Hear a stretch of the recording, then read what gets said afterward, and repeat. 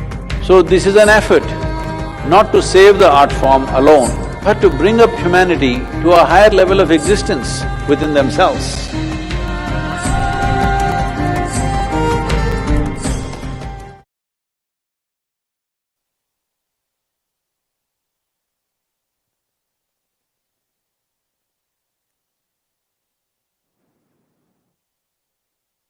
Namaskaram. One with a fierce heart of fire, draped in the rivers and oceans, with hair of open sky, and her body the ground beneath our feet. Mother Earth, our source and sustenance. Time is ticking away as we exploit this strong and gentle source of life to build our lives, our comfort, our luxuries. We have ignored her call, her plea. As her children, we suffer the consequences of our actions upon her. Time is ticking away. It's time to reinvigorate and celebrate the mother that has birthed us, fed us, and the one who will embrace us into her bosom in our death. O Mother, in celebration of your grandeur, in concern for your well-being, in love with all that you are to us, we dance in tune with your rhythm as we are only a part of you.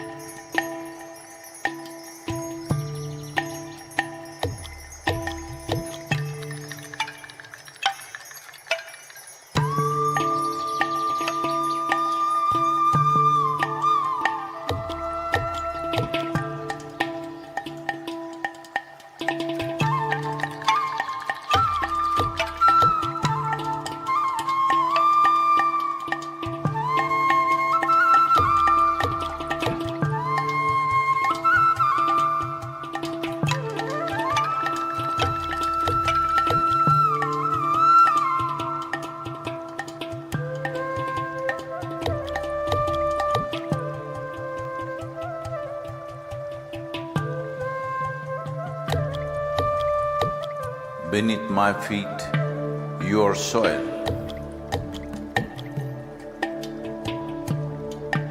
When you rise, you become a tree. Again, you fall as a leaf. Who are you?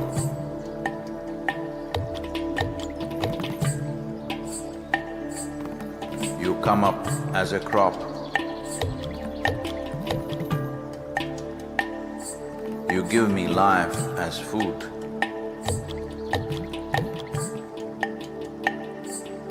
Whether I am alive or dead, you are the only refuge. Who are you?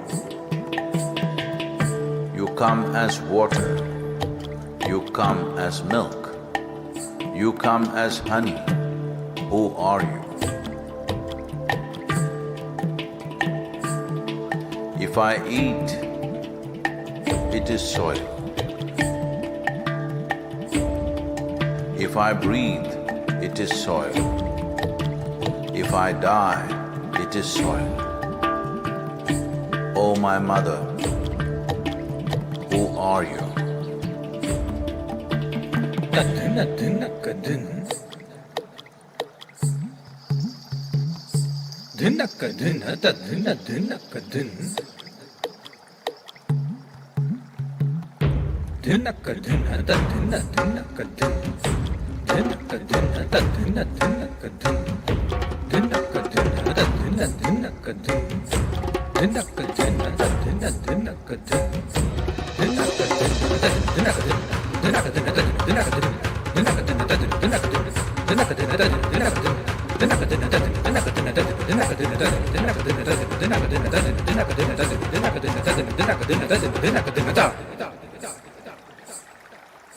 Soil. In the root, there is a stalk. In the stalk, there is branch. In the branch, leaves, bud, flower and fruit, all rooted in soil. That is not our making. The soil, the very soul of all life, shall neither perish nor is created, but in a constant turnaround. A tree and a termite hill, the rough hide of an elephant and the fine silk of the spider, the beasts that you kill and the people that you love, all a recycle of soil, soil and soil.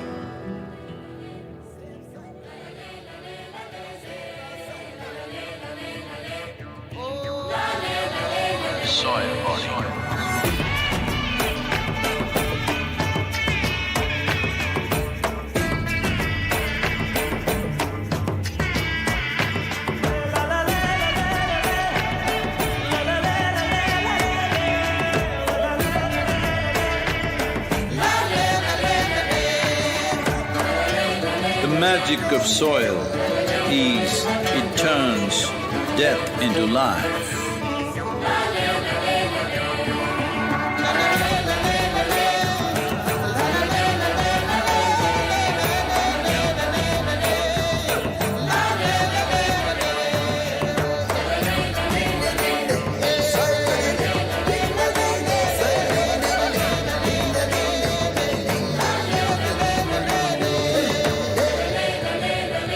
Depleted soils will not quench the fire of hunger.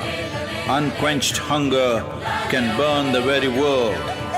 This is a generational responsibility. Save soil. Let's make it happen.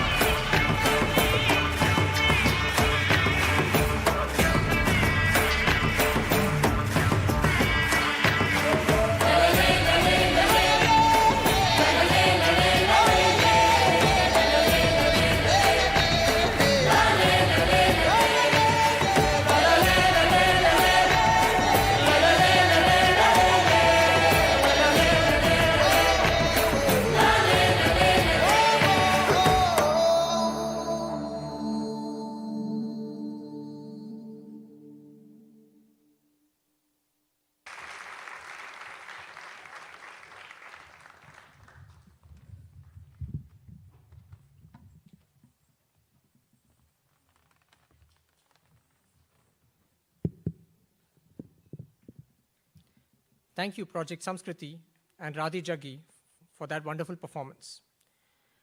I'm sure the audience is spellbound by the intricacy and finesse of the dance, through which the artists are beseeching the world to unite for the Save Soil campaign.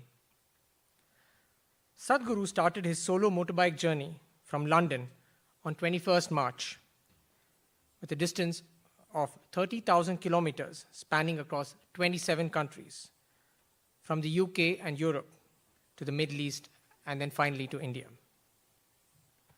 Birmingham, London, Amsterdam, Berlin, Prague, Vienna, Ljubljana, Venice, Paris, Brussels, Cologne, Sofia, Bucharest, Istanbul, Tbilisi, Baku, Jordan, Tel Aviv, and Abidjan are the cities that have hosted Save Soil events so far. Today, the 12th of May at Riyadh, marks the 53rd day of Sadhguru's iconic 100-day journey across the world.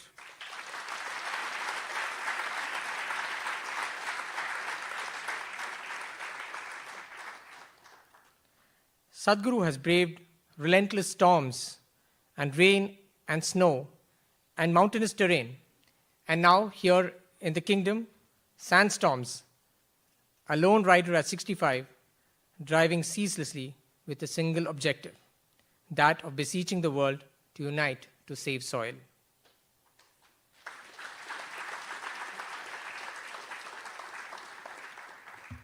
I now invite the audience to share some moments that the Save Soil movement which Sadhguru has experienced so far.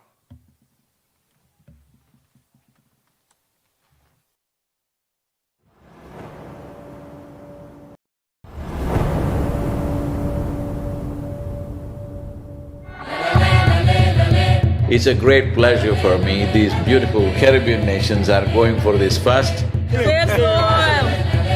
This memorandum of understanding that we are signing, it will also bring some technical assistance to the Caribbean region.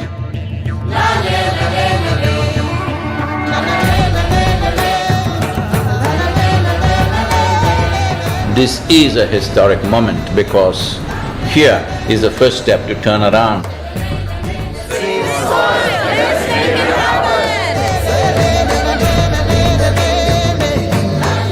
You are probably one of the most famous Indians, and what you're doing today is really important because people like you who have a wonderful following of millions and millions of people, and what you're doing with that is so important with saving the soil.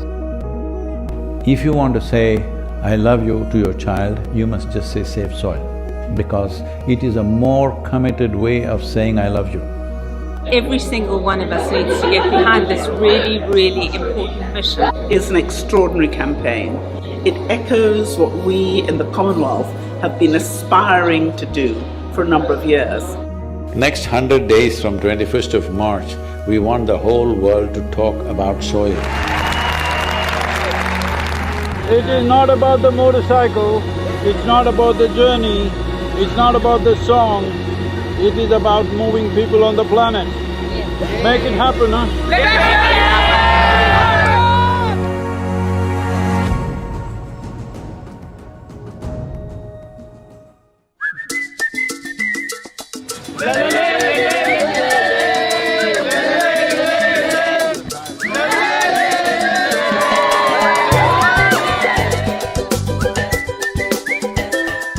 Nobody spoke about soil like Sadhguru does. I think if we all contribute, then we have a really strong voice.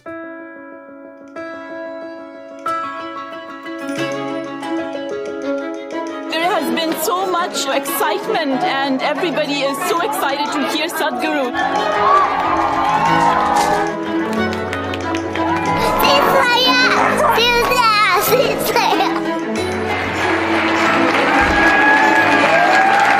This is our time on the planet.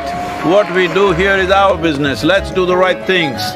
I honestly didn't feel like part of the movement before. Obviously, I'd never met him. Seeing what kind of a following he has and how impactful it is, I really feel like I just joined a global movement. Graffiti artists supporting this Save Soil movement, wanting to inspire the youth and youth being the major population in most parts of the world today, all graffiti artists, to whatever walls that you have, make sure that you use this.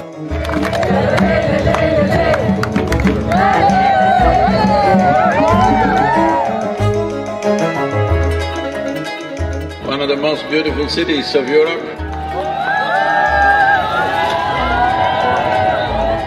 It really resonated with me, the message that we have to save our soil. It's our common issue together. It's not for one nation, for one person, but we as people have to unite and to solve this.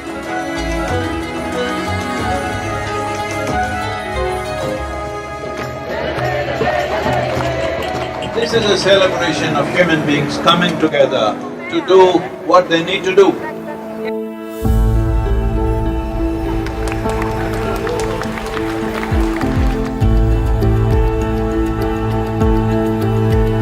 Had a wonderful meeting with the Agriculture Minister of Slovenia.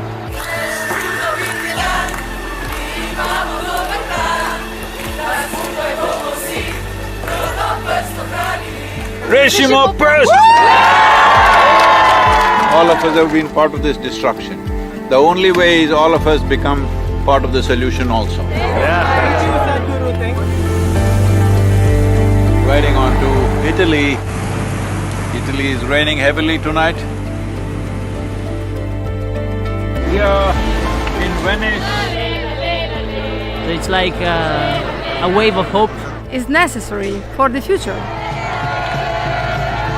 Over 2000 years ago, this eternal city made the mistake of over-farming the region, and the erosions that caused did tremendous damage, and that was also the fall of the city at that time. So, the Romans of today should never make that mistake once again.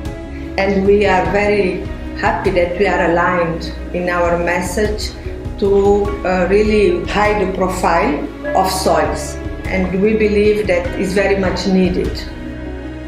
Young people getting into farming is very good. That's the future of the world. Thank you.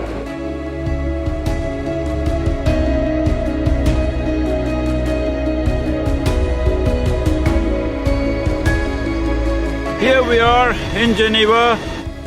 I think it's a message of urgency, but it's also a message of hope. So I would really like to thank Sadhguru for his leadership. The global movement led by him addresses the soil crisis by mobilizing people around the entire world. It touches your heart, you know, and his message is strong. This massive fountain in the Lake of Geneva is lit up for Save Soil today, with Save Soil colors of blue and green. You cannot stop this. The moment is on. It's going to be on till the policies are done. See, when people want it, it definitely will happen. There's no question about it. Tell me, will it happen? Huh?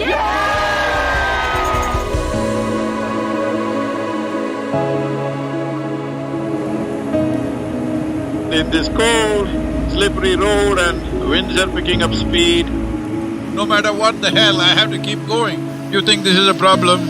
Relentless commitment to what you do. That is the only solution. Save soil, let's make it happen.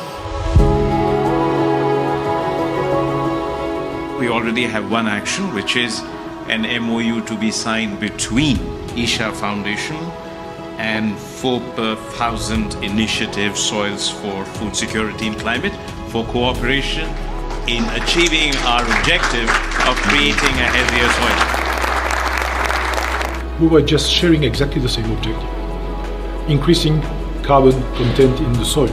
I'm really humbled by your campaign, Sadhguru. What you are doing is really impressive. First, I would like to thank Sadhguru for this campaign. I'm quite amazed and thrilled by it. I was very honored to be on the stage and be able to actually express that his mission is what we need. It's fantastic. France has been great.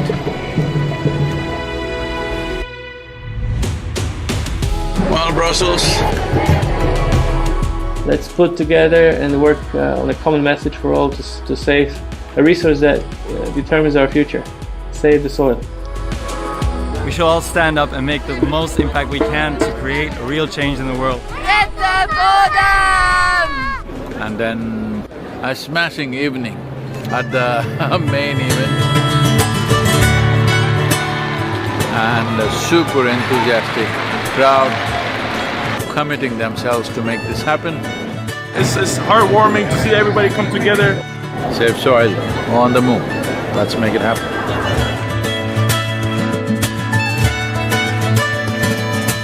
Just look up the news and see in the last 4 months, how many governments have started talking about soil because they see it's picking up momentum. But if you create 3 to 4 billion people talking about soil, that's it. That will be the main conversation in the government. Save the Soil is a very important movement that we support as UNCCT. We would like to propose to the world to do whatever they can to protect the soil, because it is our future. Save soil, let's make it happen. I need someone to show me the way. I need someone to show me the way.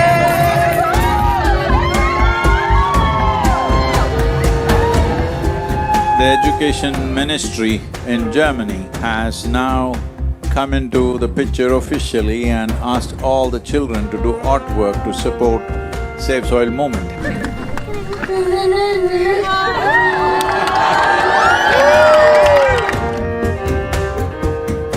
Good, Arjun, wonderful. Congratulations that you wrote to the Prime Minister. Let's make it happen! So, on the way to Bratislava, well, the road surface is not great, too many puddles of water, so can't maintain very high speed. It's great that all of you are here in Bratislava. Nobody ever imagined 100 years ago that we will have to save soil of all the things. Thank you for coming to Slovakia. It's wonderful, and I'm very happy that with your campaign. Would you like to come in the kitchen and cook with me a little bit? Why not? Without soil being rich, food won't be rich. Without food being rich, our bodies will not be of full potential. What do you call it? It's a Sadhguru sir. Table 12. The old heroes always built something which stands up like this. But the new heroes are those people who will nurture the soil which always lies beneath our feet, never stands up.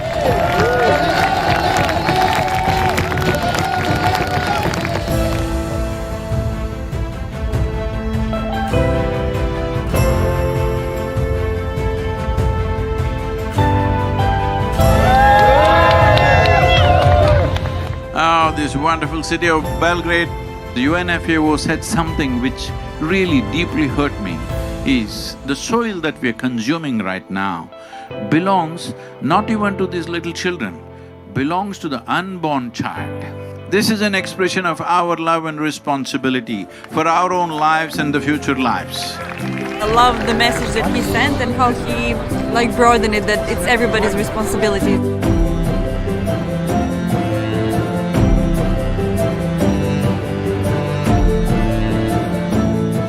There is a great potential for a good collaboration, partnership with the campaign Save Soil, and what we are doing as a government. We can make it together. It's very important, bringing a certain sense of love and celebration towards the land that we walk upon. It's just afternoon, but temperatures are around 2 degrees, morning it was below 0. Not a weather for motorcycle for sure. Going from Sofia to Bucharest.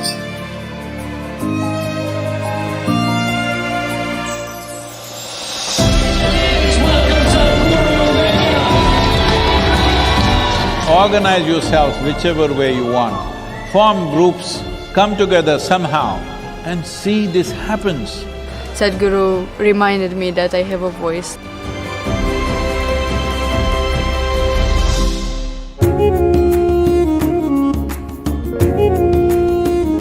The people from Istanbul were really amazed by Sadhguru to appear, and they were just so happy to see him.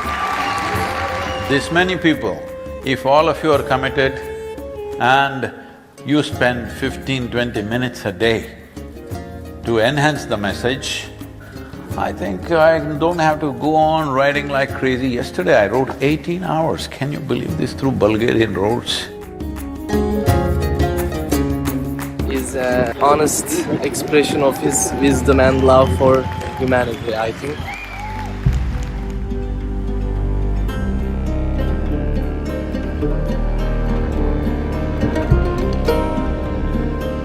He'd been riding through very rough terrain, rough roads, dusty construction sites.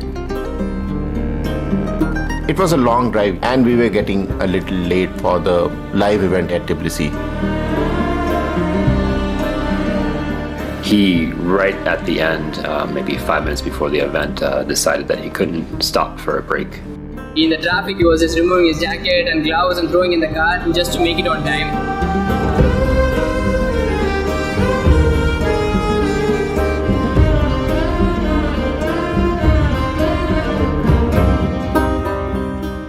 The whole purpose of this movement is to first to bring this home, that when you walk up on the soil, you know it is the source of your life. Keeping it alive is the most important thing.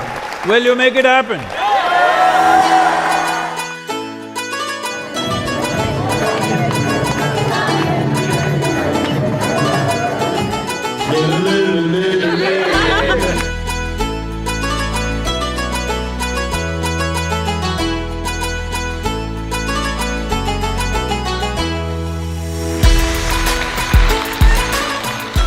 We could have touched, or nearly about 1.2 to 1.3 billion people have spoken about soil since 21st of March. But that's not good for us.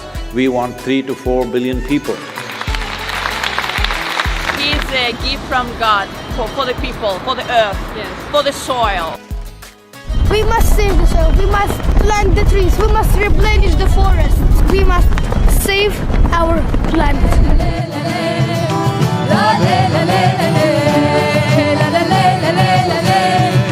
Wonderful, thank you so much for standing up for soil.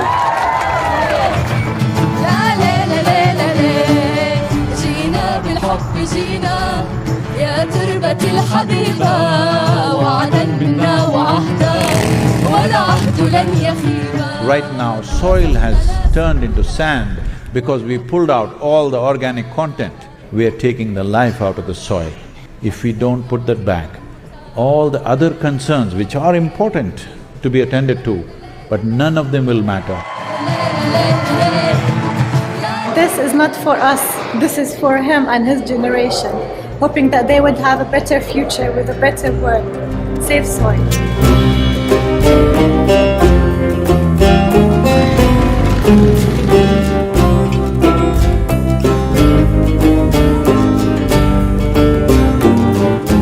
Well, it's very, I can tell you as a motorcycle driver, I also like motorcycles and it's not easy. This guy is devoted and this is what makes him so impressive and so, he touches people. When it comes to agriculture, when it comes to soil, when it comes to soil ecology, our national borders mean nothing because microorganisms operate as a global system. People are talking about doctors without borders. I'm asking you, are you beings without borders? Are you alive without borders? The only way we can see the continuum of life process is that it has to be addressed globally.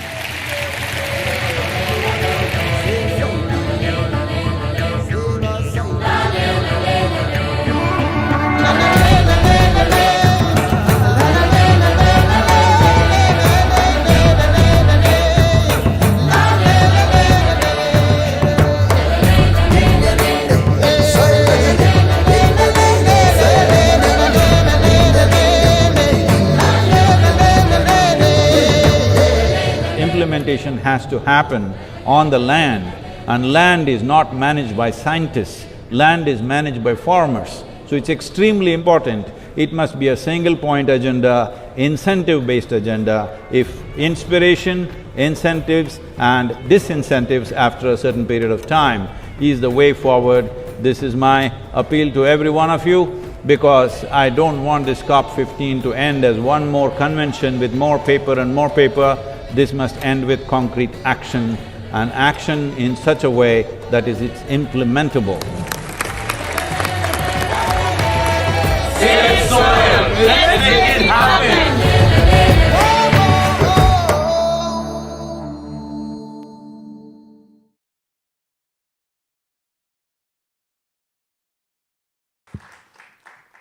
I'm sure that beautiful video made the audience feel like they have been part of Sadhguru's tumultuous, happy and at times menacing journey, and how the world is dancing in rhythm to save soil.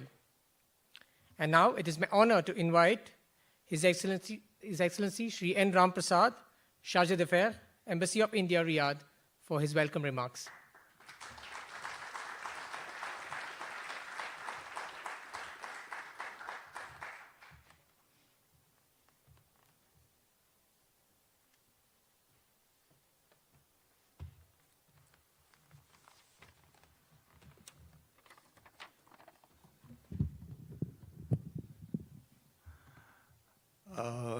Respected Chief Guest Sadhguru, Excellencies, Ambassadors to the Kingdom of Saudi Arabia, members of the Diplomatic Corps, distinguished guests, ladies and gentlemen, namaskarams and good evening to everyone.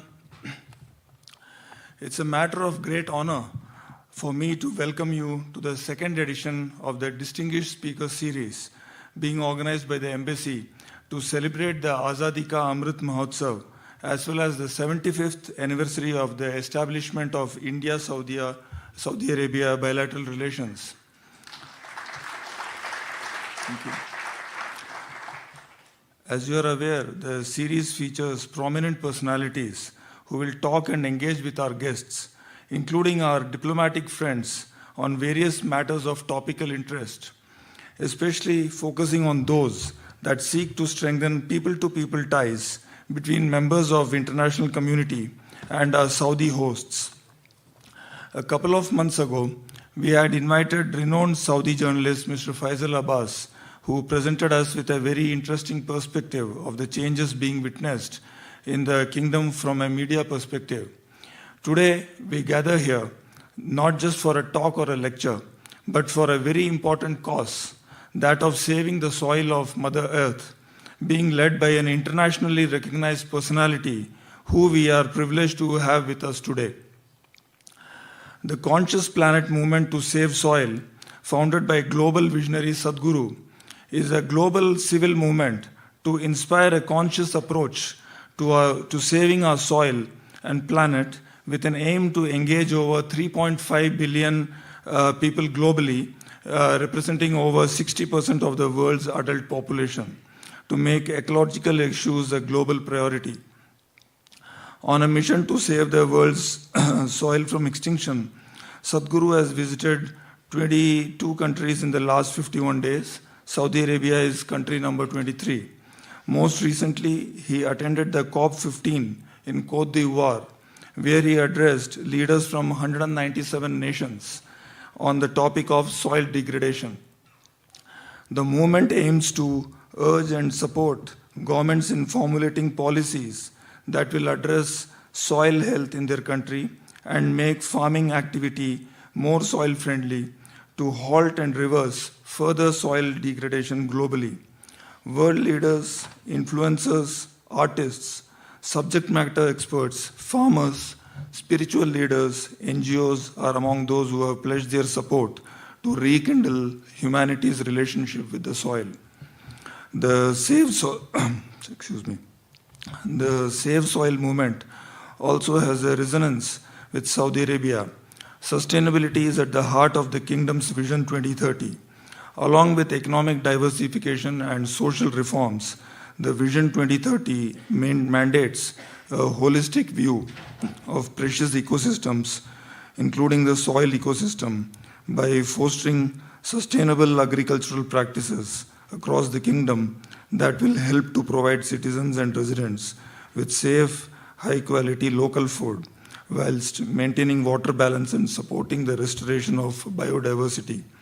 This sustainable approach is aimed at preventing soil erosion and tackle desertification by providing native flora that is also used by wildlife for food and shelter.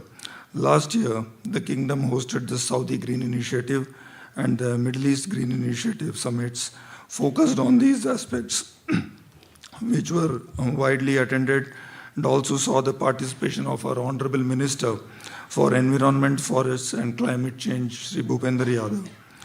Now moving to the most important segment of today's program, our speaker needs no introduction.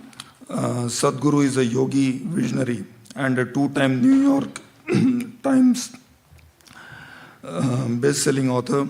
He has been conferred 3 presidential awards in India, including one for his environmental work, as well as the country's highest annual civilian award for exceptional and distinguished service.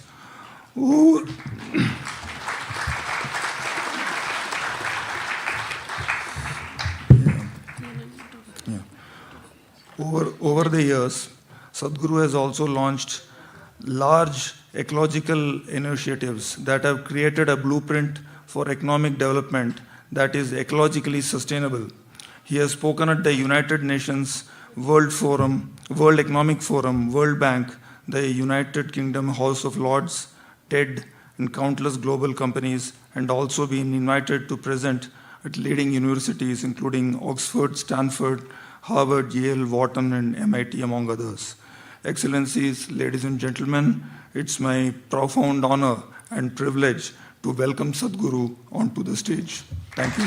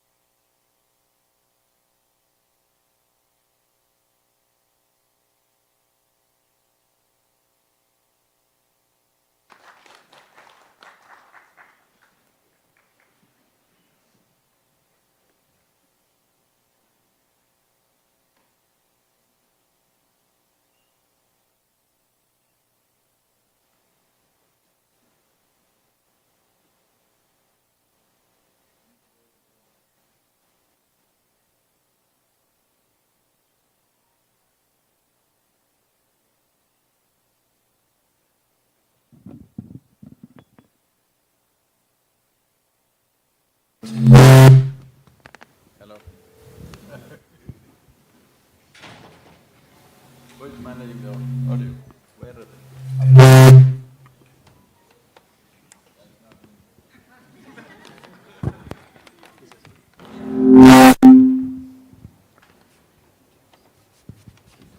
Hello. Yep.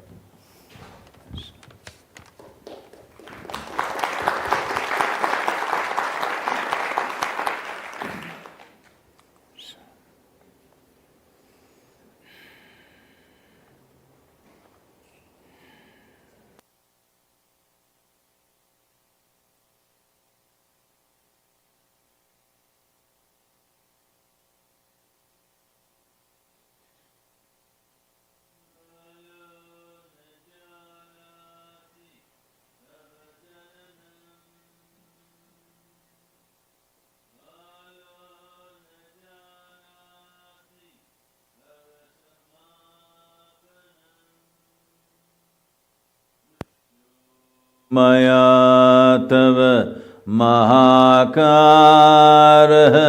yogeshwara kala kala.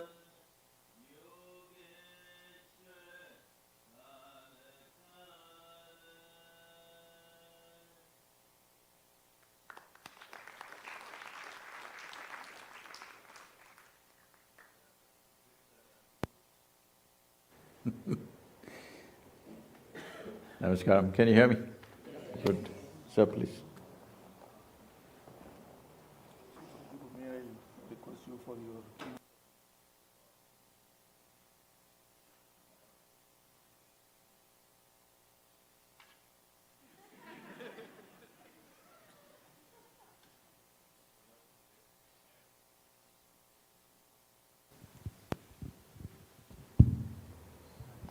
Namaskaram and good evening to all of you. Well,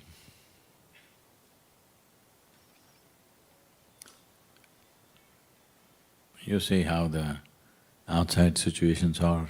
Life is like this. Sometimes it works, sometimes it doesn't work. Hello? The sound that you want will not come, the sound that you don't want, ting-dong-dong, will come. Those of you who are looking at me through your third eye, I mean the phone, it'll go on the YouTube immediately, you can download it. Don't waste your time hiding behind the phone.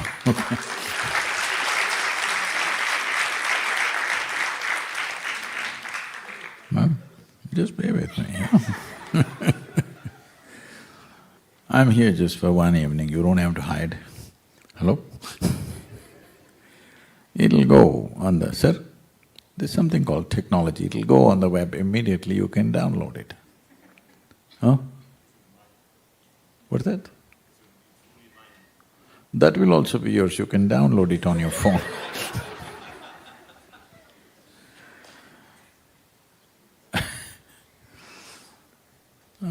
Something will be yours,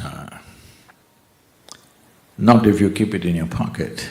Something will become yours only when you absorb it and make it a part of yourself, isn't it? The body that you carry right now is yours, isn't it? Hello? But before you came here, if you'll keep the volume at one level, sir, please. Just leave it where it is, it's fine, thank you. Before you and me came here, countless number of people have walked this planet, isn't it? Where are they? All topsoil. Hello? This will also become topsoil, unless your friends choose to bury you real deep, fearing that you may rise from the dead, you know. This happened in Texas. There was a couple. It was their dream to go to the Holy Land, Jerusalem. But you know, they got married, few months of honeymoon, and then children came, 1, 2, 3, 4, 5. 10, 12 years gone, children had to go to school, 25 years gone. Then children had to go to college, 35 years gone. Then children got married, 40 years gone. Grandchildren came, 45 years gone. You know, this is happening with life. Many things that you wish to do get postponed and postponed and postponed because life situations absorb you. So after a long time, when they were over 75 years of age, they got an opportunity and they went to the Holy Land. They were overwhelmed. They walked the street that Jesus is supposed to have walked. They went to the place where he is supposed to have walked upon water. Jerusalem is that place where every cobblestone bleeds history. They were overwhelmed. Unfortunately, the wife had a heart attack and she died. That happens, you know. Then the man was preparing, the husband was preparing to transport her body back to Texas. Then the local people arrived. They came and said, see, your wife, she's done the right thing. She's died in the Holy Land, what better? What better place to die? She's done the right thing. And now To transport her body back to Texas, it cost $18,000. And on top of it, local charges will be there for funeral and stuff. But because you're American and you're our friend, we will do the whole process for you here in the Holy Land just for $16,000. The man thought about it and then he said, no, I will take her back to Texas. Then they said, see, you have lost a wife who's been with you for so long. Huh? But don't worry about that, I'll send it to you.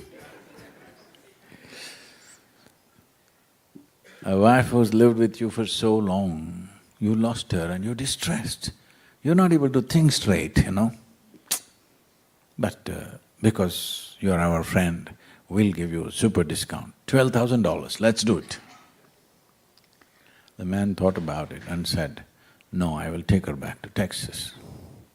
They said, see, this is not right, but you're American and you're Texas, you're our dear friend. Oh, but you're so distraught because of your wife's death. We will give you the ultimate discount, $6,000, let's do it. The man thought about it and said, no, I'll take her back to Texas. Then they threw up their hands and, why? Why are you doing this? $18,000 for the flight and then all the local charges. Here we are offering for $6,000 and it's the Holy Land and you don't want to do it? The man said, in Texas, dead stay dead.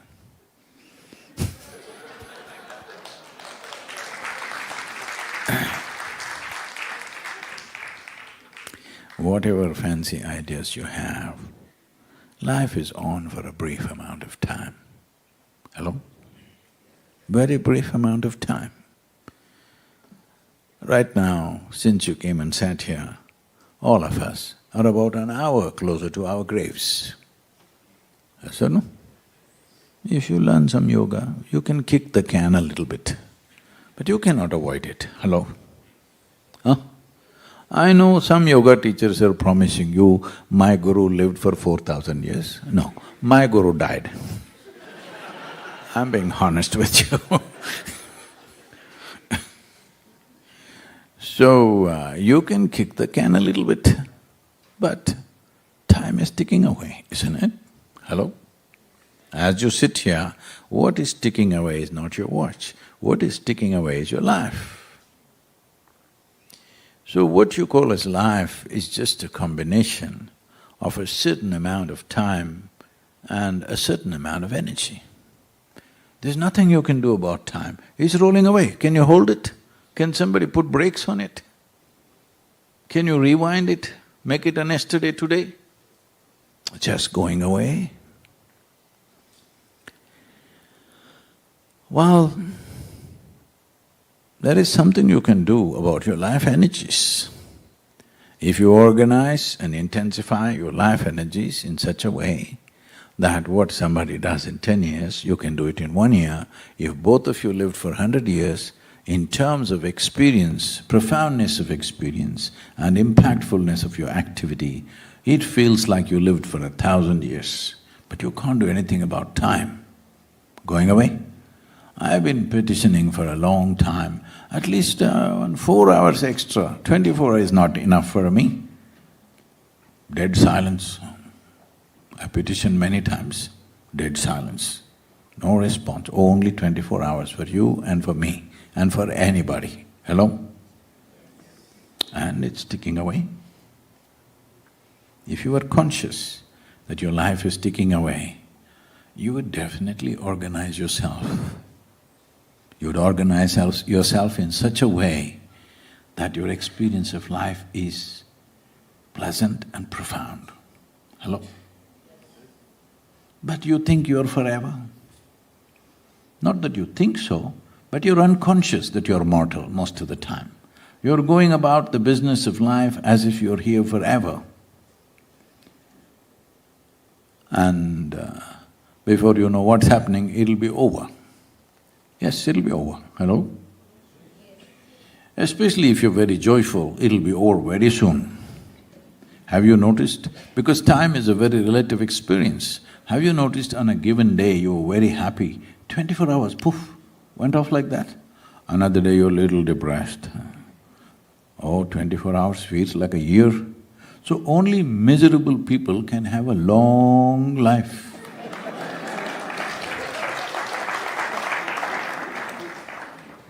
Because when you're miserable, everything feels long. When you're blissed out, poof, poof, poof, go away.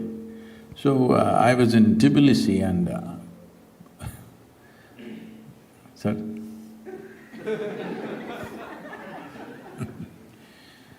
Sound gods, you know.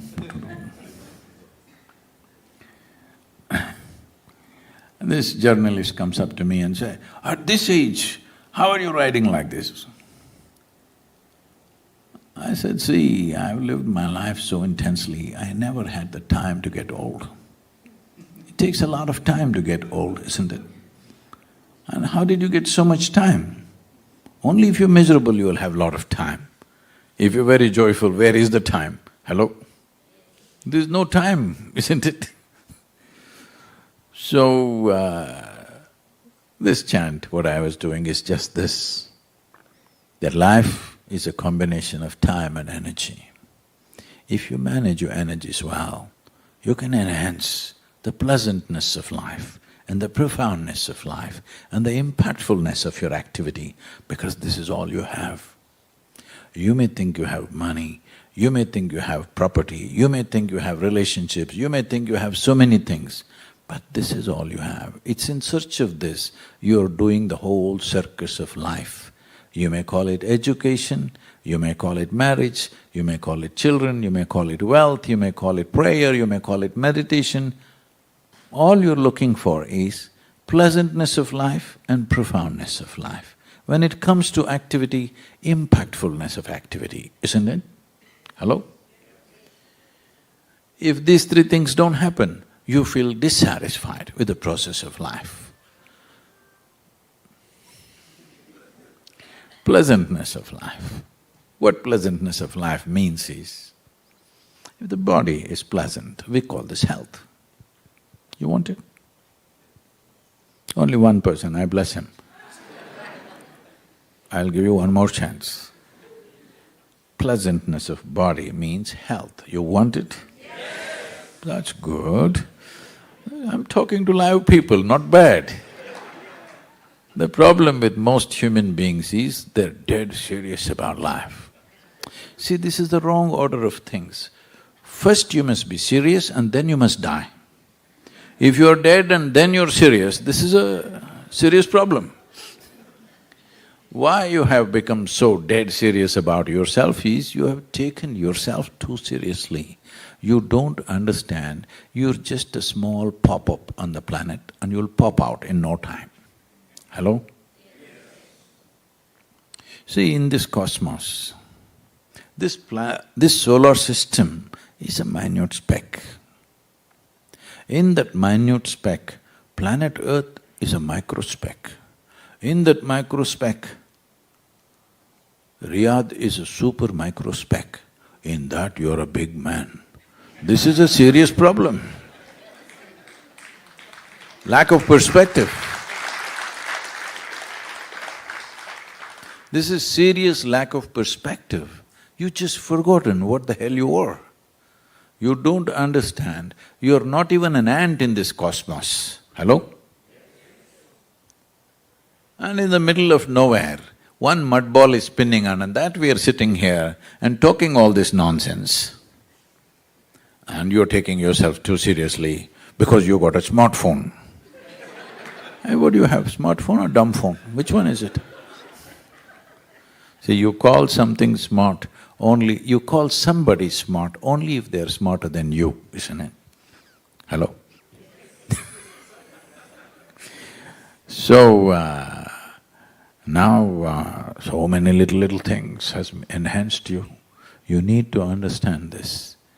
The enhancements that you have because of your wealth, your knowledge, your clothing, your possessions and whatever else is absurd. The only enhancement that you can have of life is pleasantness and profoundness of experience. This is all you have. That if you sit here, You're so profound in your experience of life, just sitting here is a fantastic experience for you. This is the only way you can enhance your life. If you… See, I was in United States just a couple of months ago. I see one young man running around like his tail is on fire. I say, hey, what are you up to? Sadhguru, I want $1 billion, $1 billion. I said, why are you struggling? Tomorrow I'll give you $1 billion. Really, really? I said, yes, I'll give you $1 billion. He had come with 8 of his friends. I said, see, these 8 guys who come with you, I'm going to give all of them $10 billion each. Oh, Sadhguru, why Sadhguru? You're giving them 10, you're giving me only 1. I said, your life's ambition was only 1. Suddenly what happened? So your whole thing is about having something more than somebody else. It's the dumbest thing to do in your life. The dumbest thing to do is that you want to have something more than somebody else. This kind of enhancements will leave you always inadequate, always struggling with life, always missing out the experience of life itself. Because the only valuable thing you have with you is life. Hello? Have you been to a funeral? Not yours, I mean somebody's, yeah? You've been to some funeral? You know these guys, these dead people, perfect position, you know. Like, you go tell him, I have $1 billion for you. You tell him, I have a mountain of gold for you. You tell him, I have the most beautiful woman here waiting for you. Arey, he's not interested in anything. Have you seen this? Try and see if you want. Because once life is taken out of this, nothing means anything, all right? But when life is on, accept that you're doing everything. Right now, the fundamental problem is this, that people have misunderstood their psychological drama to be life process. They're misunderstanding psychological drama as existential reality. This happened. Can I tell you a joke? Hello? This happened. On a certain day, a lady went to sleep. In her sleep, she had a dream. In her dream, she saw a hunk of a man standing there, staring at her. Then he was coming closer and closer and closer and closer. He came so close, she could even feel his breath. And she trembled, not in fear. Then she asked, what will you do to me? The man said, well, lady, it's your dream. What's happening in your head is your dream. You're just not able to manage your dream properly. Hello? This is all the problem is. If right now, if your thought and emotion is happening just the way you want, would you be joyful? However the people around you are, your thought and emotion is happening the way you want, would you be joyful? If this much… who's that little voice? Big yes, huh? That's fine. So, see, you cannot manage the world exactly the way you want it. You thought you married the exact person that you wanted.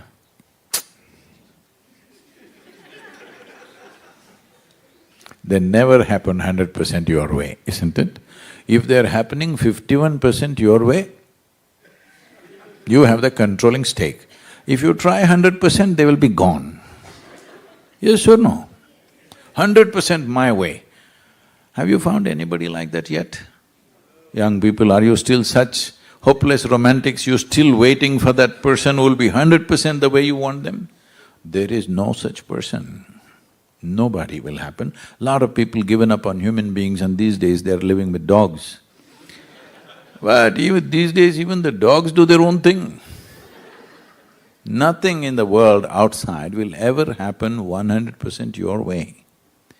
But pleasantness of the body is called health. If it becomes very pleasant, we call it pleasure. If mind becomes pleasant, we call this peace. If it becomes very pleasant, we call it joy. If our emotions become pleasant, we call this love. If it becomes very pleasant, we call it compassion. If our very life energies become pleasant, then we call this blissfulness. If it becomes very pleasant, we call it ecstasy. If our surroundings become pleasant, we call this success. Only to make the surroundings pleasant, you need the cooperation of many people and forces around you. Yes?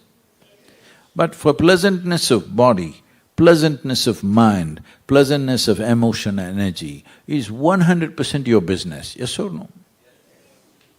If you don't take care of this one business, even if everything around you is doing great, if you are not feeling pleasant within you, it's a miserable world, isn't it?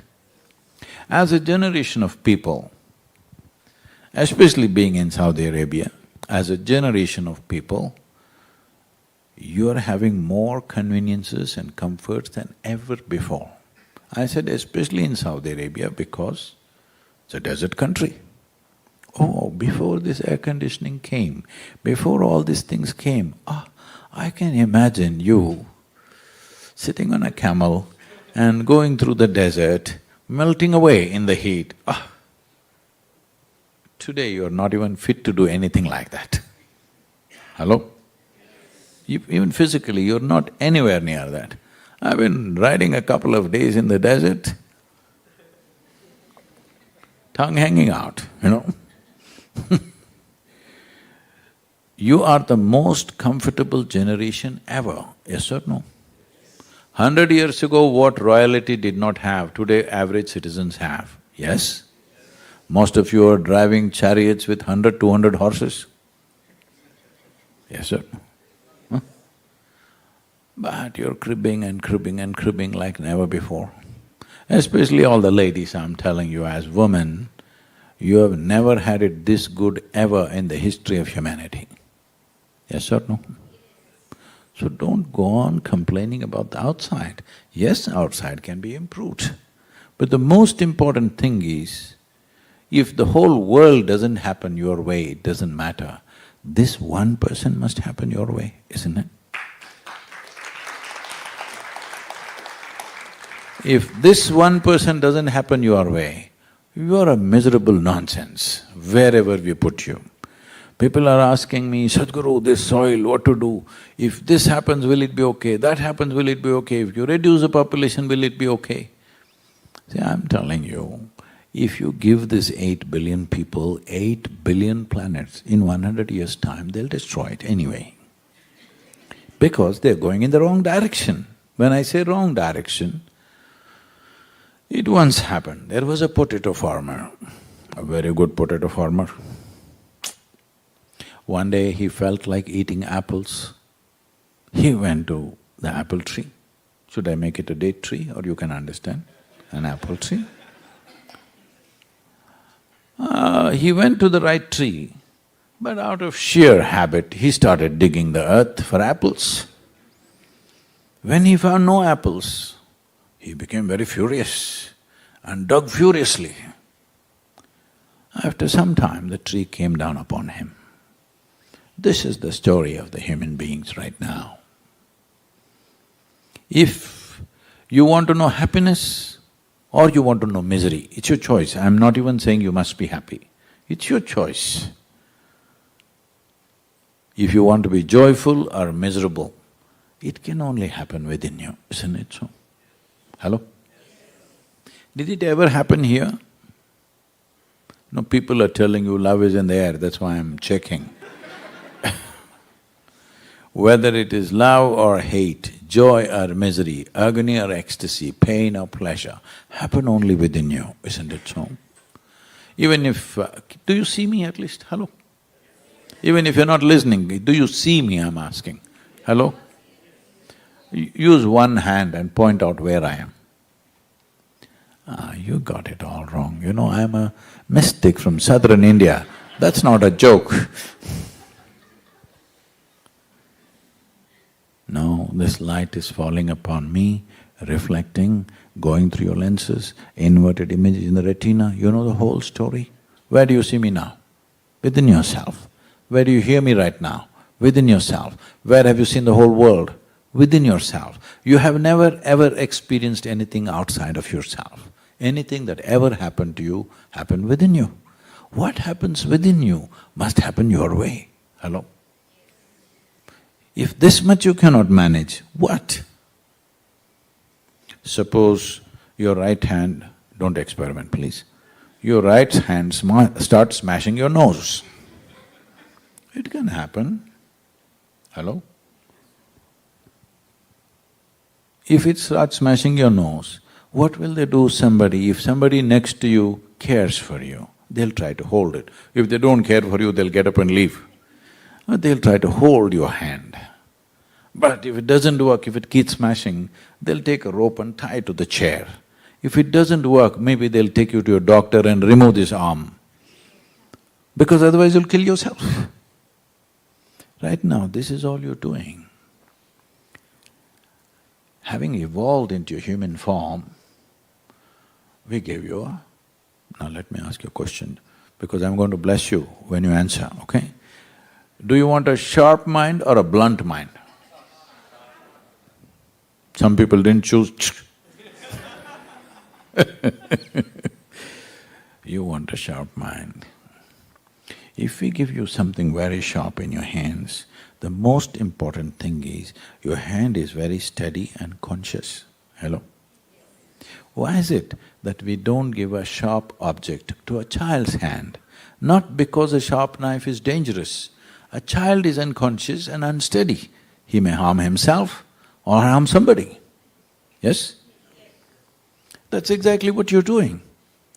If you had the brain of an earthworm, even you would be eco-friendly, hello? The problem is only this, you have an intelligence for which you don't have a stable enough platform. You know, according to the genetic scientists today, they're saying the difference between you and a chimpanzee in terms of DNA is 1.23%.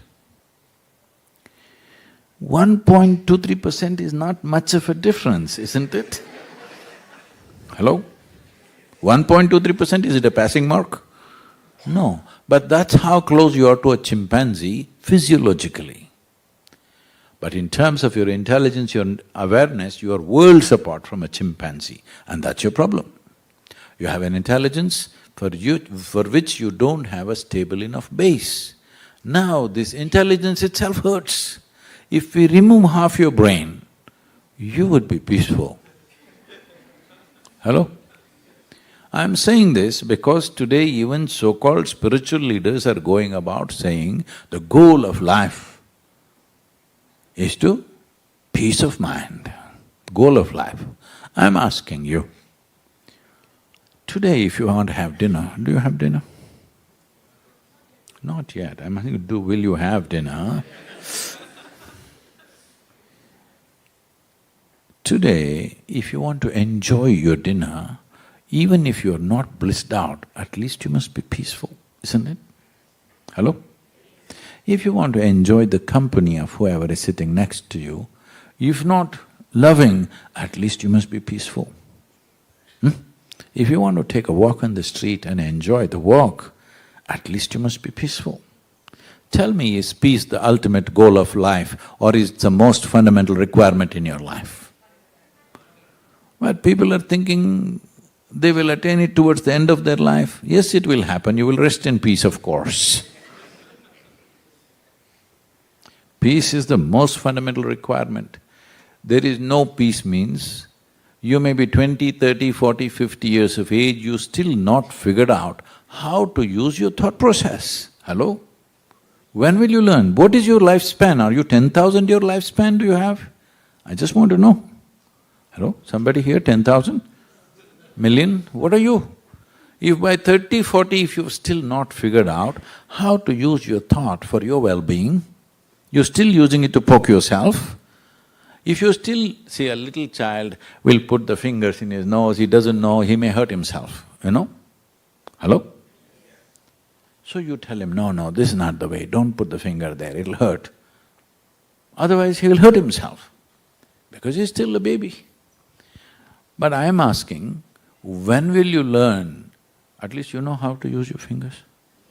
When will you learn how to use your thought and emotion to make this life pleasant and wonderful? Hello, when? 30 is okay? 50? 60?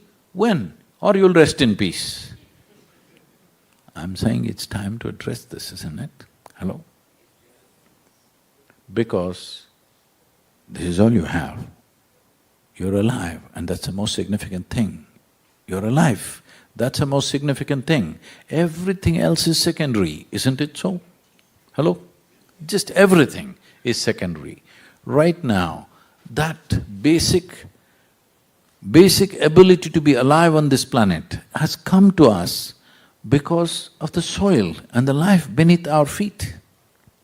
When I say because of soil and life beneath our feet, in the last 2 years I met so many agricultural ministries across the world, and I find 85% of the nations still see soil as an inert substance that they can fix by putting a chemical or taking out a chemical. Soil is a resource, because why resource means it's feeding us.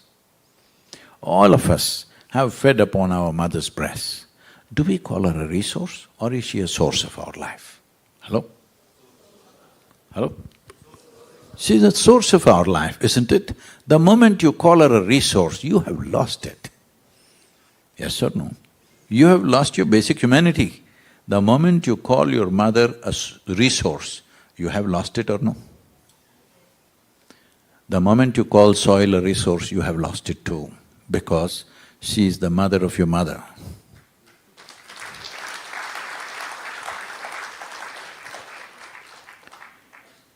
Everything that you see as life on this planet, whether it's a worm, insect, tree, bird, animal, man, woman, has come from the soil, which is just 15 to 18 inches. This is the cream of the planet. The topsoil is the cream of the planet. Every handful of topsoil could have anywhere between 8 to 10 billion organisms, zillions of organisms like this, a complex system. It is not just today that it's feeding you, you're a consequence of that life. Even in terms of evolutionary terms, you're a consequence of that.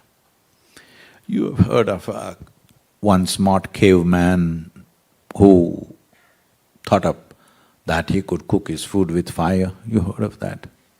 Some 10,000, 15,000, 20,000 years ago, we don't know what.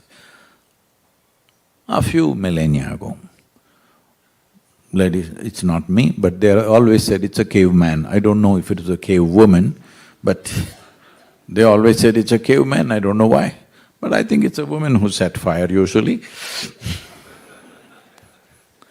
So we don't know whether it's a man or a woman.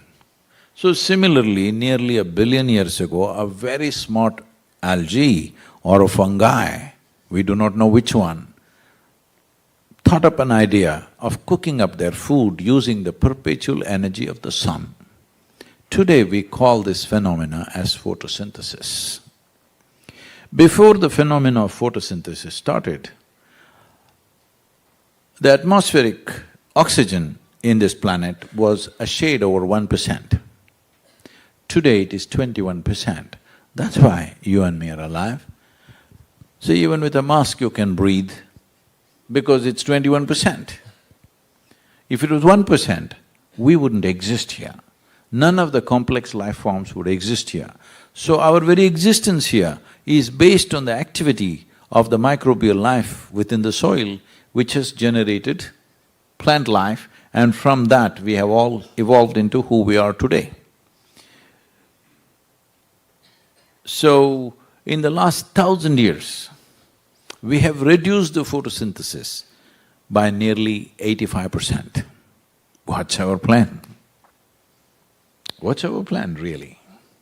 Because over 71% of the land is ploughed for agriculture, 4.2% is paved for urban usages, so nearly 76% of the land is either ploughed or paved where there is no photosynthesis of any kind for 12 months of the year. Here and there one crop, 2 months, 3 months, there is some photosynthesis, after that it's gone. So once we do this, The whole carbon chain which we call as life, see, you're thinking I'm a great life, but as far as the planet is concerned, you're just a recycle. Planet is just recycling itself. Hello? Is that okay? She throws you out and pulls you back. Never she threw somebody out and did not pull back. You met somebody like that? There are some people who go to Himalayas and meet such people.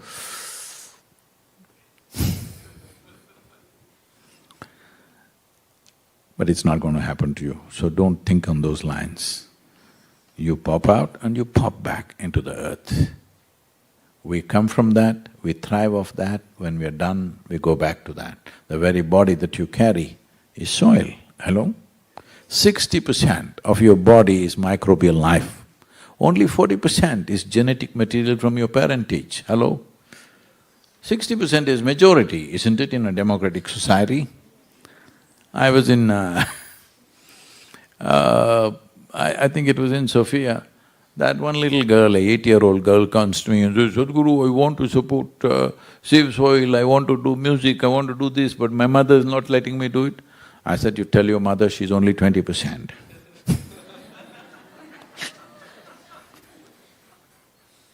Yes, you need to know this, that you don't possess anything here, it's because of this phenomenal life system that you are just a consequence.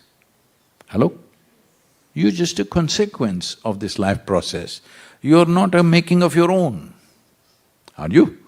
Some of you claim that, I am a self-made man, whatever that means. That means the Creator can be absolved of the mistakes that he made. So soil is the very basis of our existence. What went wrong with this soil? What is it, the mistake that we made? The Saudi Arabia where you are, this nation at one time was a lush green forest, 10,000 years ago.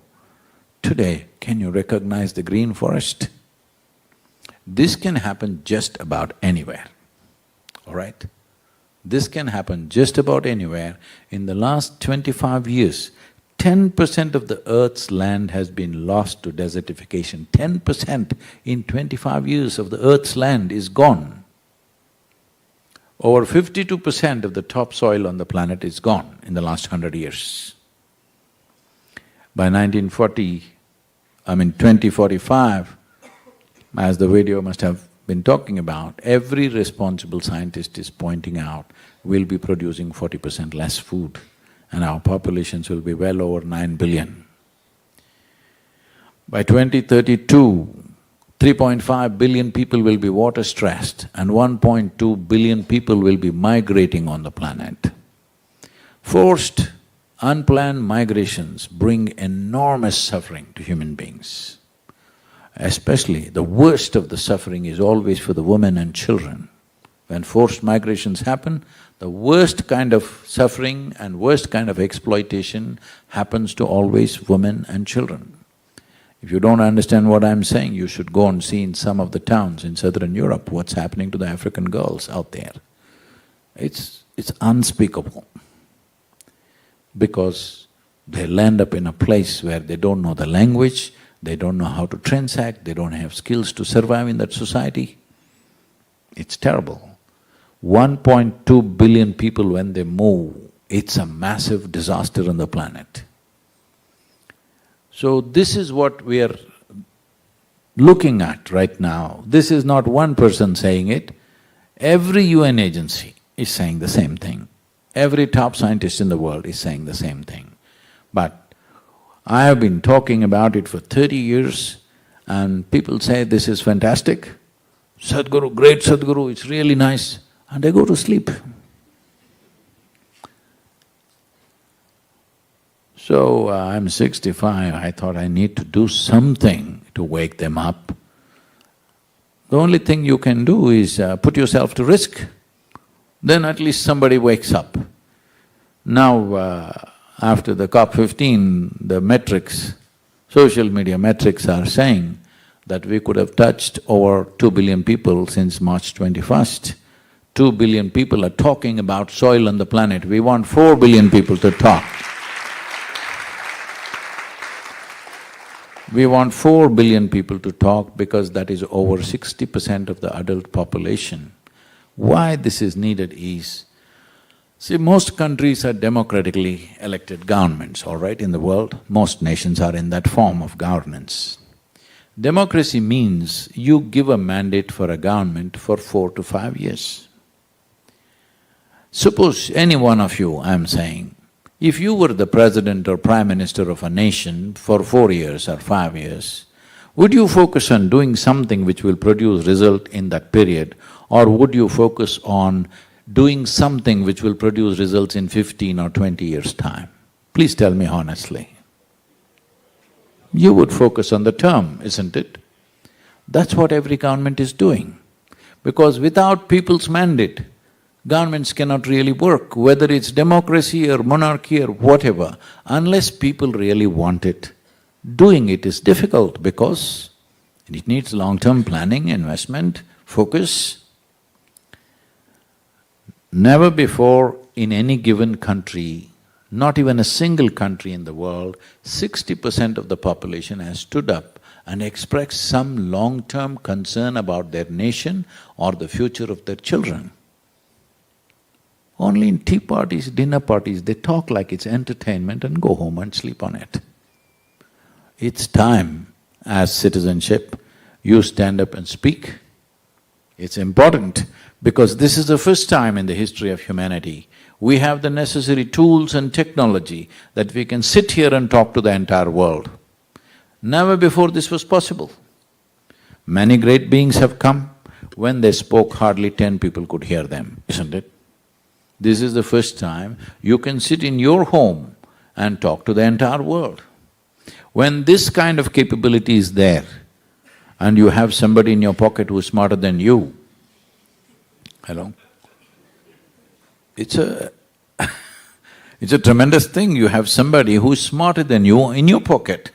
Wow, fantastic, isn't it? So when you have somebody like this with you, you must ignite the world with your intention, otherwise these things won't happen. So this is the opportunity we have. Either we can be that generation which turn back from the brink of a disaster, because if you act now, in the next 10 to 15 years, a significant turnaround is possible. On an average, according to UNFAO, the loss of species on the planet is about 27,000 species per year. Yes, you heard it right. 27,000 species, not organisms, per year are going extinct. At this rate, anywhere between 25 to 40 years, we will reach a place where even if we want to revive, we will not be able to revive the soil. But right now, we are in that cusp of time where we face a challenge and we have the privilege that if we make up our minds, we can turn it around. For this, you don't have to roll up your hands and go and fix your kitchen garden. That's very cute of you, but that's not a solution. Solution is only when it's enshrined in the policy. In every nation, it must be enshrined in the policy. Agricultural soil means there must be a minimum of 3% organic content. This can only be driven by incentives right now. After 10-15 years, those who have not responded to incentives, maybe punitive action has to come later, but right now it has to be driven by incentives. Please, sir.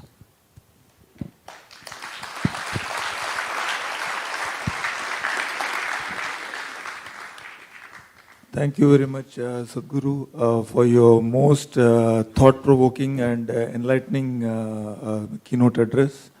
Moving forward in this interactive session, if I may be permitted to ask a few lead questions, after which we will throw the floor open for the audience. So, my first question, Sadhguru, is that everybody knows you as a renowned yogi, author, and also a spiritual guru. In your book on inner engineering, you have focused on self-transformation. So, the question is, how does environmental awareness, and in particular soil conservation, influence a person's inner transformation? And specifically, What inspired you to take up this Save the Soil movement? I'm not inspired by anything. I'm just lazy. Because there's so much to be done, I do it. Otherwise, by myself, I made like this. If I close my eyes, I'm done with life. If I close my eyes, I don't have to open it till I fall dead. I'm made like that. Activity is only as per the need of the situations around me. So there is no inspiration, there is a need, a severe, serious need. So, about inner transformation, don't give it all these big names. I'm asking you, if you are given a choice, would you like to be blissful or miserable? You must choose, I'm going to bless you. Blissful. Some of you didn't choose, I bless you. What you want for your neighbor sometimes may be debatable. What you want for yourself is 100% clear, highest level of pleasantness, of body, mind, emotion, energy. You want to be in the highest level of pleasantness, yes or no? Why such a simple desire you cannot fulfill? In the world, if you want something, there are so many obstacles, there are so many issues, it depends on the times in which we exist, what sort of people are around us, what kind of situations we are in. There are 1,000 issues outside. All of them may not fall together. But what is within you, why is it? Hello, I'm just trying to understand this because in this body, are you only one person or there are many? Hello? I'm just checking. Only one? You're an individual. So if you're an individual and you want to be blissful, who the hell is stopping, I'm asking? No, Sadhguru, you don't know my wife, she's like this, my husband is like that, my mother-in-law like this, my boss like that. People come to me and say, Sadhguru, it's unbearable, my wife, she's giving me so much trouble, so much stress she gives me. Oh, my husband, he's impossible. My mother-in-law, oh, she's not even human. My boss, like this. Then I tell them, say, don't worry, you come here to the yoga center, I'll give you a nice place to live, good food to eat, no husband, no wife, no mother-in-law, no boss, just you. And we'll take care of you. You don't have to do anything. Just be joyful, that's all. Once in a way, I'll make a random check on you. If you're not joyful, if you're miserable, then I don't believe in feeding misery. Hello? If you're joyful, we'll take care of you for the rest of your life. Oh, 2 days later, I see them, they're all twisted out. What happened? No mother-in-law, no wife, no husband, what happened? No, nobody, Sadhguru, I'm missing them, Sadhguru. See, when you're alone, if you're miserable, you're obviously in bad company, isn't it? Hello? If you're with me and you're miserable, you can blame it on me. Oh, because of Sadhguru I'm miserable. But you're by yourself and miserable, you're in bad company. Definitely it needs to be fixed, because you have to live with this stupid person for the rest of your life. Others may come and go. Hello? Others may come and go. With this one person you have to live, isn't it? If this person is a bad company, then life is terrible. So don't give all kinds of big names, self-realization, transformation, enlightenment. I'm asking you, at least your psychological drama. Your world drama may not happen your way. Your psychological drama must happen your way, isn't it? Huh? If that is not happening your way, it simply means you're such a bad director of your own drama. Your thoughts and emotions are made up by you, isn't it? Hello? Why can't you make it up the way you want it? No, but they're all the way they are. You should be the way you want, isn't it? If you are the way you want, you can turn a few people around you also the way you want. If you can't make this one the way you want, can you ever make this one the way you want? Hello? Is there any hope for you? If you can't be the way you want to be, can you make your husband, wife, mother-in-law, enemy, neighbor, anybody the way you want? Do you believe that? At least this one person must be the way you want. So don't give big names to it. This is a silly problem, super silly problem as far as I'm concerned. Hello? Hello? So that's all, don't be silly. You have a smart friend in your pocket. Thank you, Sadhguru. My next question, as we are in Saudi Arabia, we are also aware of the massive transformation that is taking place in the kingdom under the Vision 2030 program laid out by the country's dynamic leadership. Sustainability and environmental conservation finds a prominent mention. This is also linked to the kingdom, despite being one of the world's largest oil producers and exporters, actively diversifying into renewable and sustainable forms of energy. As the Gulf in general forms an important part of your journey, what message do you have for the region in general and for the kingdom in particular? Say, the Saudi Arabia as a kingdom, in right now producing around 54% of the food that you eat is produced in the country, which is phenomenal.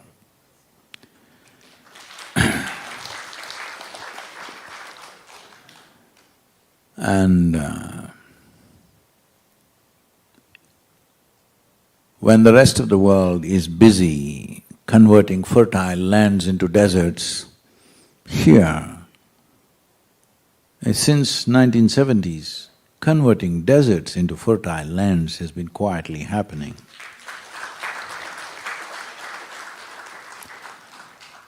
Well, it's quite miraculous to see a desert become alive with life and with farming and with trees and fruits and works.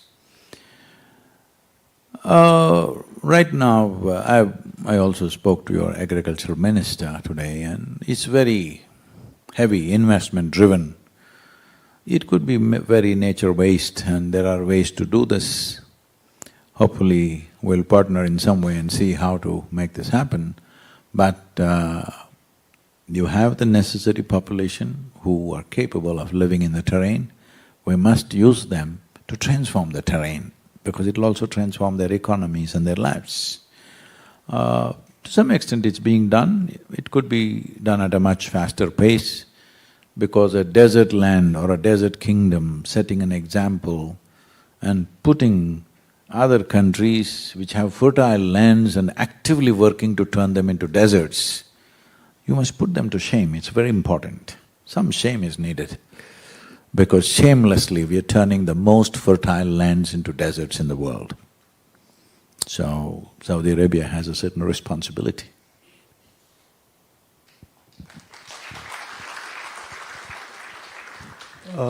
Thank you, Sadhguru. Now, finally, I would also shift gears and go on to another topic, which is yoga. You are one of the world's most renowned yogis, and yoga in Saudi Arabia, which was restricted until a few years ago, has emerged as a very popular lifestyle choice, especially among the women. Last year, it became one of the first few countries to enter into a memorandum of understanding on yoga cooperation with India. So, do you have any message for the yoga practitioners among the Saudis? Oh, I have not seen what form of yoga is happening here. I have no knowledge about that. But looking at how it's happening in Europe and in United States and various other countries, probably a similar type of could be happening, need not be necessarily, but could be. So one thing we need to understand is, yoga does not mean a specific practice. The word yoga means union. Union means, see, right now you're sitting here, this is me, all right? You are a complete individual by yourself. You don't like this person, you don't like this person. You're total, perfect, absolute human being. So that means you must be self-sufficient. So these two holes, this transaction with all these lousy people, not necessary, close it. 2 minutes only, close it and see. You will see, without union with what is around you, you cannot exist. Hello? This is yoga. It's not just in terms of respiration. Every cell in the body is transacting. Every subatomic particle in the body is in transaction. But you have no such experience. How many moments in a day are you even conscious that you're breathing? Unless you have some difficulty. That's one good thing the coronavirus might have done to you, made your breath little difficult. And if not the virus, at least the mask made it difficult and you know you are breathing. Otherwise, if it's going smoothly, most people are not even conscious of it. You're in yoga with the rest of the atmosphere, hello? But you're not in experience. If you experientially know that your existence here is not individual, it is inclusive. The breath that you breathe, the water that you drink, the food that you eat is connecting you to everything around you. If you experience this actually, I must tell you this, I was 19 years of age. I don't know why I should share everything with you.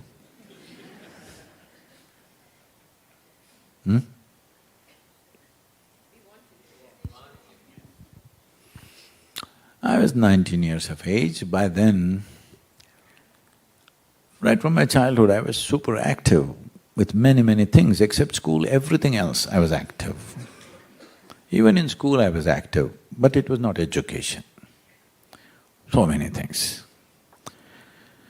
So I'm always hungry. In my home, there are 3 other siblings and parents. Those 5 people, how much they eat, I eat that much individually. But I never put on an ounce of weight. I always remained very slim because activity was so much. So food was important because how much ever I eat, within 2 hours I'm super hungry always. So when I'm in this condition, you tend to eat without actually respecting the food that you eat, because you want it to go in quickly. So one day, I put a morsel of food in my mouth and I just… for some reason, I just closed my eyes. This food just exploded in my mouth. Because right here, something that was not me was becoming a part of me, right here. See, every day it's happening to you. What was soil becomes food. What is food on your plate? Now you think, this is my food, you eat it and then it becomes me, isn't it? Hello? Whatever you have eaten has become this. So that whole process just exploded in my mouth. As I was just little chewed upon it, the whole thing just blew me up. I was just experiencing something that's not me entering and becoming a part of me in such a big way. And my whole attitude towards food changed completely. Completely means it's not attitude without bowing down to the food. I can never touch the food, just like that wantonly. Because you're always in union, this is yoga. But you're not conscious of it.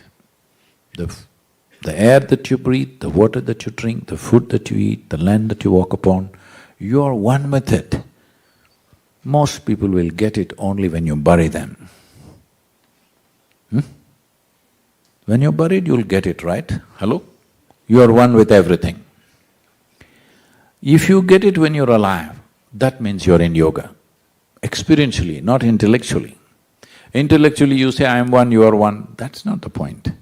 Experience, see right now, these 5 fingers, we don't know, the content of these fingers has come from many places, isn't it? Hello? Food that you've eaten. But these 5 fingers are 100% you, isn't it, in your experience right now? If you sit in this hall and you experience all these people like you experience your 5 fingers, then we say you're in yoga. So if you sit here and for one moment experience all these people as a part of yourself, after that, do I have to teach you, don't harm this man, don't kill that person, don't drop that person, do I have to tell you such teaching? Huh? Do you need any such teaching? Did anybody teach you this little finger, don't cut it up, it's such a helpless little finger? You'll anyway take care of that which is a part of you, isn't it? This is what yoga means, that your experience of life is no more limited to the boundaries of your body, because the boundaries of your body has happened only because of a very strong identification with your own body.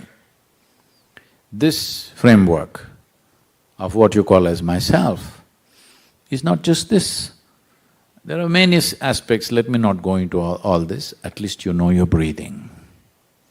Without this transaction, you won't exist. What you exhale, a tree is inhaling. What the tree exhales, you are inhaling. 1/2 of your lungs is hanging out there. Yes or no? If you experientially knew this, do I have to tell you, don't harm the tree? Would it be necessary? When we started this project Green Hands, this is what I did with the people. When I said we have to plant 114 million trees to change the landscape of southern India, they said, 114 million trees, how is that possible? Who can plant so many million trees? So I made them sit down and experience this. See what you're exhaling, the tree is inhaling. What the tree is exhaling, you're inhaling. They sat there like this with eyes closed. Once that experience became real, now you can't stop them. No matter what you do, they will plant. Because they see it as a part of themselves. So, yoga is not a particular practice. Unfortunately, the yoga that you're seeing is generally a rebound from the American coast. Twisting and turning and looking like a leftover noodle is yoga. No, you can become yoga. You don't practice yoga, you become yoga. To become yoga, there may be certain practices. Essentially, you're doing practices so that your ability to experience life is enlarged beyond your physical limitations. Is it only for some yogi who is sitting in a Himalayan cave this is possible? No, every human being is competent. It's just that there's no focus, that's all. The priority is not there. Otherwise, every human being can experience this. And in this, there is tremendous empowerment. Continuously people are asking me, Sadhguru, where do you get this energy? Every day, 20 hours of the day, non-stop, 7 days of the week, you're on, where do you get this? See, if you live properly, only 40% of the energy that you have comes from the food that you eat. Rest is sunlight, air, water. Above all, this cosmos itself is a living cosmos. You're just a small bubble in that. You're not an independent life. You captured some life. Hello? You can capture more life, it's free. There's no gas station where you have to pay. If you want, you can imbibe a whole lot, but you are a wall. Big man. Big man means actually small man, that's what it means. Any man who thinks he is a big man is actually a very small man in his head, isn't it?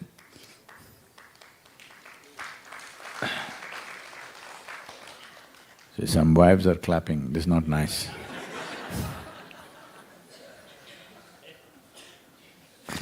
Please. Thank you very much. Thank you very much, Sadhguru. That was indeed a very thought-provoking and thoroughly enlightening session. I would now like to throw open the floor for the audience, like to welcome the audience for their questions. And because of the paucity of time, I would just request you to keep your questions brief and to the point, and as far as possible, try not to cover the ground which has already been covered. Thank you.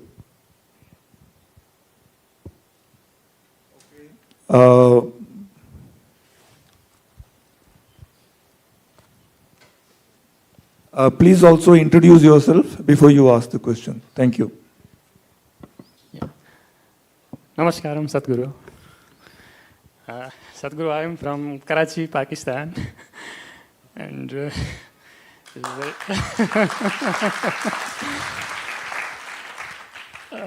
my question is just this, that being in your gracious presence, this is just a coincidence, or this is predestined, or this is some sort of good deeds in the past? There. Thank you very much.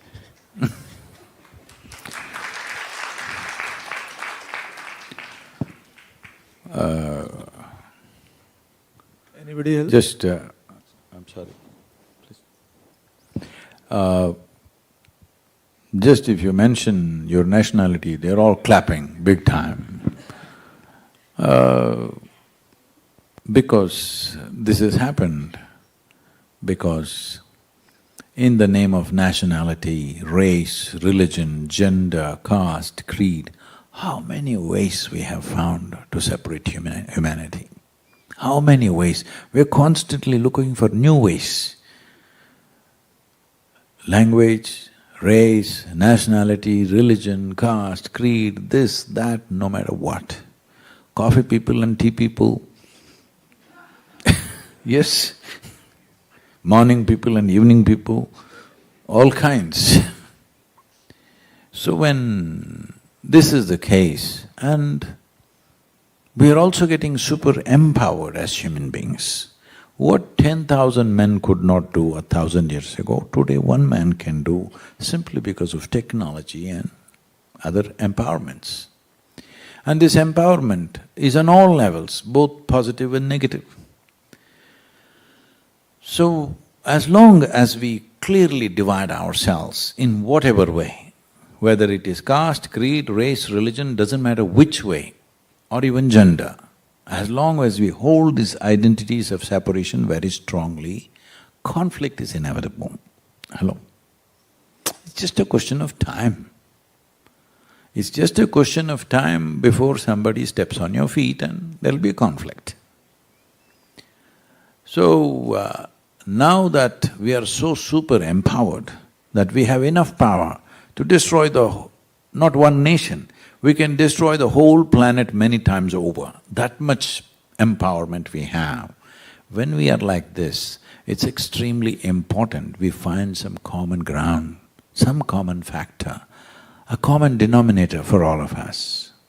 If you do not understand what is this all-inclusive cosmic consciousness, it's too far away and vague and abstract for you, at least you must understand that soil is that unifying factor.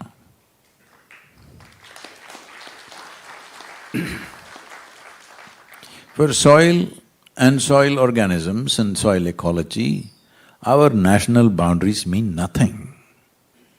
Today, there is substantial science to show you how the soil ecology is communicating and integrated across the world. So you can't fix one nation and leave the other nation out.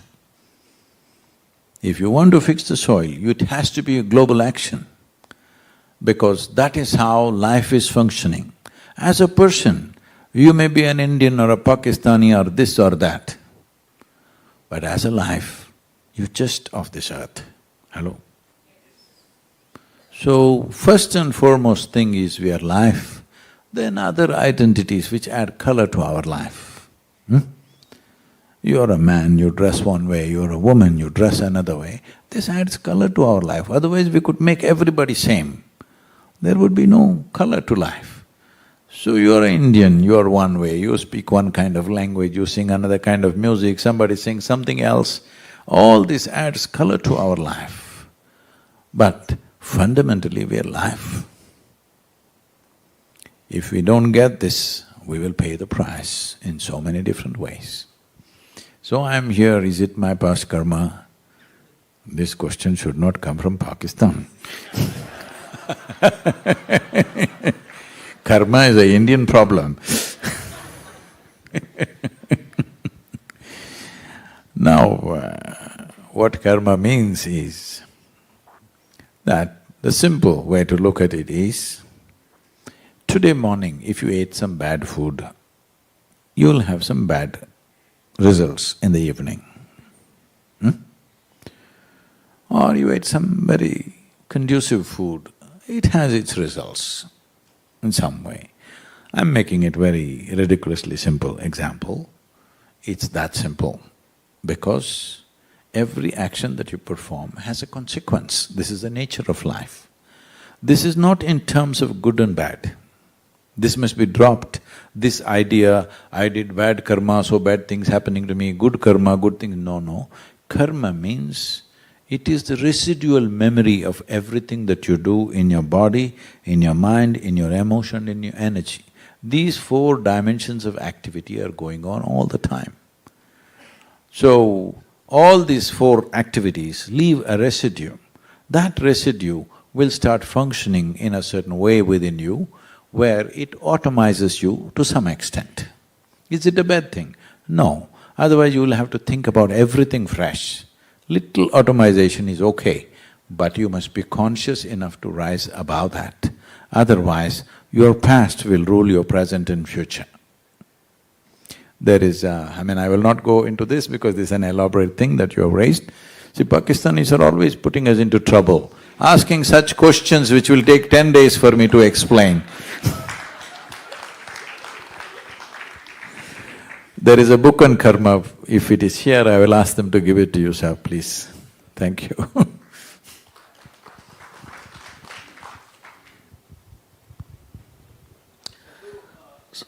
You need to wait for microphone. Sadhguru Pranams. My name is Magesh, I am from Coimbatore also, Ingaur. We have come from the past when I am 48, when I am 15. We don't even step into our cultivating land wearing shoes or chappals. We have respected soil that much. It's our mother soil. We remove our shoes and we get into the land. But when we grow up, as we grow up, I did not ask for plastic bottles, I did not ask for plastic plates, but that has been put into my hand and today I use it elaborately. So who is to be blamed? Is it me? If given a choice today, I would not use plastic, but do I have a choice? Oh, you definitely have a choice. This is a right thing. Somebody put plastic bag in my hands. Wow. This is a nice story you're telling. And you came from Coimbatore, but we didn't cure you of this. If it's in your hand, it's your responsibility. Hello? Hello? You're not a child. Even if you're a child, it's still your responsibility. You might not have realized it. So please, let's not go like this. We called soil our mother, but we've brought it to the state that it is. So just that emotion is not needed, not enough rather. This is why we're pushing for a policy, because unless it's enshrined in the policy, you will not follow it. See, in Coimbatore city, even if there is a red light of the traffic, you don't stop unless there is a policeman to chase you. So tell me, isn't it time that we understand that without laws, most of the human beings are not fit to do things consciously by themselves, yes or no? Because we've reached a point with the soil that there is no time to you doing pretty things and me doing pretty things. Universally, everybody should do what is needed. If that has to happen, it has to become the law. There is simply no other way.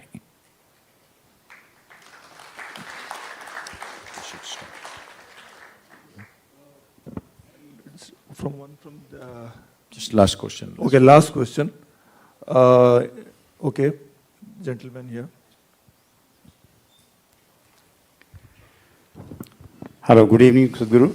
First of all, welcome to Saudi Arabia, Riyadh especially, and we are lucky to have you here. My simple question, sir, that whole world is talking about the artificial intelligence and machine learning, and the whole world is changing everything into the, all the environment changes, like artificial rains and everything. So can we do something for the artificial soil? That's my question. I'm from IT background, my name is Salman. So I just wanted to know that can we do something with the soil in the same way what we are doing for the artificial rain and other things? So essentially, is there a technological solution? That's a question, okay? Well, technologies can enhance application, definitely. There are many technologies which should be made use of, no question about it. But I want you to understand, there is no technology to create organic content. There is only plant life and animal life. Please get this straight in your minds, every one of you. There are only two sources of organic content, not just on this planet, in the known universe. There are only two sources of organic content, plant life and animal life. There is simply no other way. How to apply this in better ways? There are technologies. So, this happened in 2060. A group of scientists sought an appointment with God. And they got the appointment, they went there and they said, "Hey, old man, you've done really well with creation. But today everything that you can do, we can also do. It's time you retire." God said, "Oh, is that so? What is it that you can do?" They said, "Look at here, we'll give you a demo." They dug up a little bit soil and made a vague image of a human child and did a few things and the child came alive. God looked at this and said, "This is very impressive, but first get your own soil." There is no substitute for soil. There is simply no substitute for soil. Do not think otherwise. There is simply no substitute, not just on the planet, anywhere in the universe there is no substitute for soil, because this 15 to 18 inches of topsoil is the cream of this planet which has taken millions of years to generate. Do not think up something else. Technologies can help in application. Thank you very much. Thank you.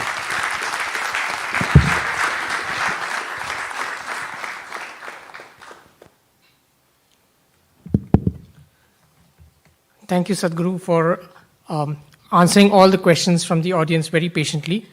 I would now welcome His Excellency Shri N. Ram Prasad, Chargé d'Affaires, Embassy of India, Riyadh, to present a memento to Sadhguru as a token of our appreciation.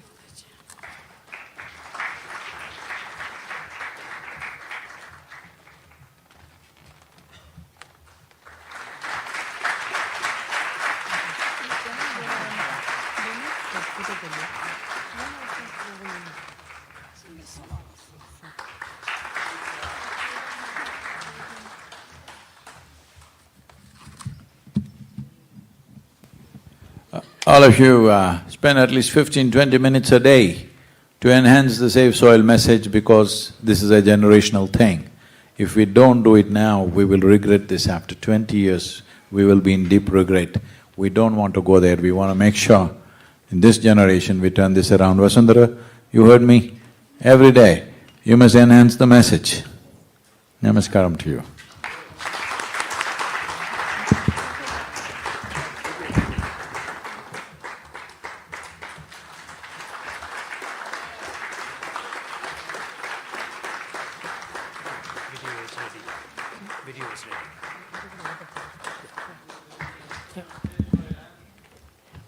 With that, we come to the close of the event. First and foremost, I would like to profusely thank Sadhguru for letting us at Riyadh become a part of his historic journey and mission to save soil. I thank him for his remarks and for patiently answering all the questions from the audience. I thank all excellencies, my colleagues from the diplomatic community, Saudi guests, and members of the Indian community for attending today's event.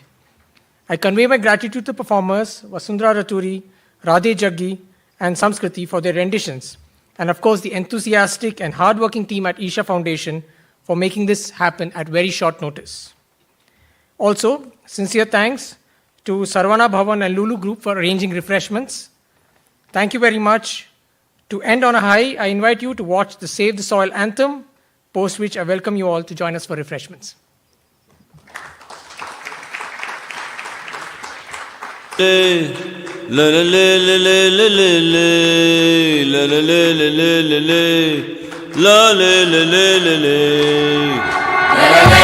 This very body is soil.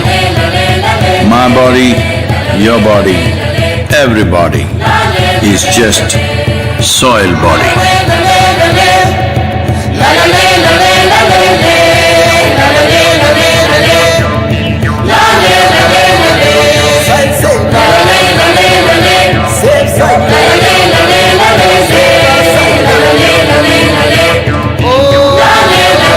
Soil body.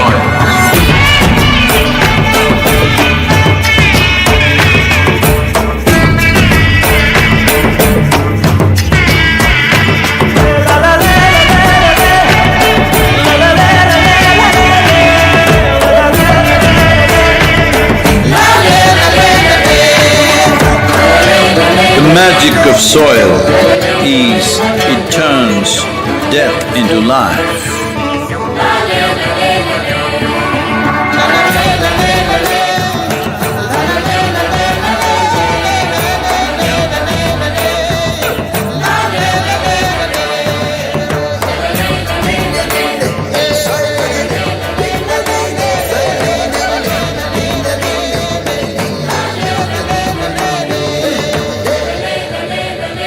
Depleted soils will not quench the fire of hunger.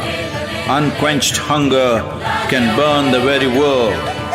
This is a generational responsibility. Save soil. Let's make it happen.